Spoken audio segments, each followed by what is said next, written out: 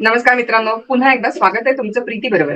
आता आपण केस बघणार आहोत supreme court bar association versus union of India. कुठली केस बघतोय? सुप्रीम कोर्ट बार असोसिएशन विरुद्ध युनियन ऑफ इंडियाची केस आपण बघतोय. काय झाले बघा, बरोबर याच्या आधीची एक केस ज्याचं नाव आहे इन रे विनयचंद मिश्रा. या केस मधले ऍडव्होकेट जे वकील आहेत विनयचंद मिश्रा, त्यांच्यावरती कंटेम्प्ट ऑफ कोर्ट म्हणजे कोर्टाचा अपमान केल्याचा जो गुन्हा आहे तो सिद्ध झालेला होता आणि कंटेम्प्ट ऑफ कोर्ट साठी त्यांना तुरुंगवासाच्या शिक्षे व्यतिरिक्त त्यांचं जे वकील म्हणून प्रॅक्टिस करण्याचं लायसन्स आहे ते 3 वर्षांसाठी रद्द करण्यात आलेलं होतं.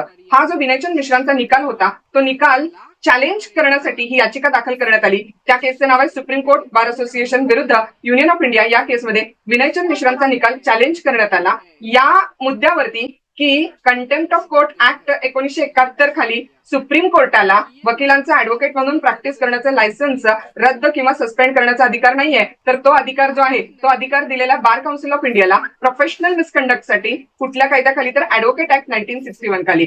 सुप्रीम कोर्ट बार असोसिएशन विरुद्ध युनियन ऑफ इंडियाच्या केसमध्ये सुप्रीम कोर्टाने निकाल दिला की विनयचंद मिश्रांचा जो निकाल आहे तो निकाल चुकीचा आहे आणि supreme court high court he court of record आहे, त्यामुळे त्यांना कंटेम्प्ट ऑफ कोर्ट साठी शिक्षा द्यायचा पूर्ण अधिकार आहे. पण कंटेम्प्ट ऑफ कोर्ट ऍक्ट खाली कुठेही वकिलांचा वकील म्हणून असलेलं लायसन्स सस्पेंड करा अशा शिक्षेची तरतूद नमूद नसल्यामुळं सुप्रीम कोर्टाला बार काउन्सिल ऑफ इंडियाचा हा अधिकार घेता येणार नाही.